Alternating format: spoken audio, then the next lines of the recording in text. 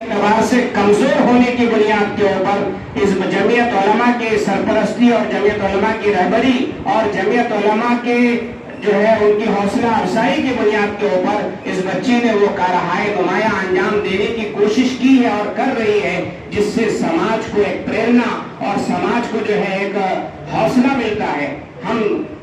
آپ تمام حضرات سے یہ درخواست کرتے ہیں کہ جمعیت کا ہر موڑ پر جس طریقے سے آپ نے ساتھ دیا ہے آپ ساتھ دیتے رہیں، اور ایسے وہ ہونہار بچے سماج کے، قوم کے اور معاشرے کے جو تعلیم میں آگے بڑھنا چاہتے ہیں اور اپنی خدمات قوم کے لیے پیش کرنے کے اہل ہیں، ان بچوں کو لے کر آئیے۔ انشاءاللہ جمعیت اپنے اصول و ضوابط کے حساب سے وہ جو ہے اسکالرشپ دے گی۔ بہرحال آج ہمارے بیچ حضرت موجود ہیں، ہم حضرت کو سننا چاہتے ہیں۔ اسی پر میں اپنی بات ختم کرتا ہوں کہ خدا نے آج تک اس قوم کی حالت نہیں بدلی، خدا نے آج تک اس قوم کی حالت نہیں بدلی، نہ ہو جس کو خیال خود اپنی حالت کے بدلنے کا۔ ہم اپنے اندر تبدیلی لانے کی کوشش کریں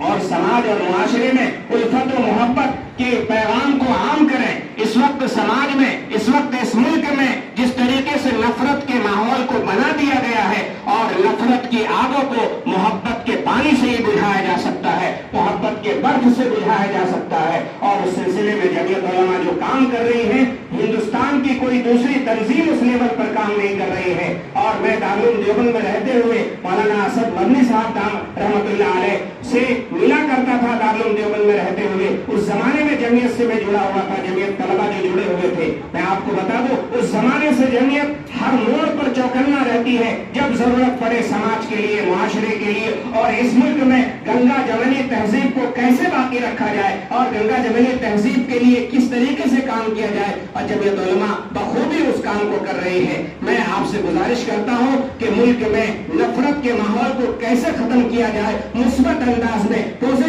اپروچ کے ساتھ ہم سماج کے سامنے اپنا کردار کو پیش کریں، اپنے کیریکٹر کو پیش کریں اور سماجی خدمات کو پیش کریں۔ حضور پاک علیہ السلام کی سیرت بتاتی ہے کہ نبوت سے پہلے اور نبوت کے بعد بھی آپ علیہ السلام دنیا کے سب سے بڑے سوشل ورکر اور دنیا کے سب سے بڑے سماجی کارکن کی حیثیت سے اگر پوری کائنات میں کسی کا نام آ سکتا ہے تو آقا دو جہاں سرکار مدینہ صلی اللہ علیہ وسلم کا نام ہے۔ آپ علیہ السلام نے وہ خدمات انجام دی جس کی وجہ سے آپ کا لقب صادق اور امین پڑا ہے۔ لہذا حضور پاک علیہ السلام کی ناصحانہ، حضور پاک علیہ السلام کے معاشرے کو کس اصول کی بنیاد پر، معاشرے کو کس طریقے سے اصلاح معاشرے کا کام کو انجام دیا جائے، حضرت اس سے بخوبی واقف ہیں۔ انشاءاللہ ہم آپ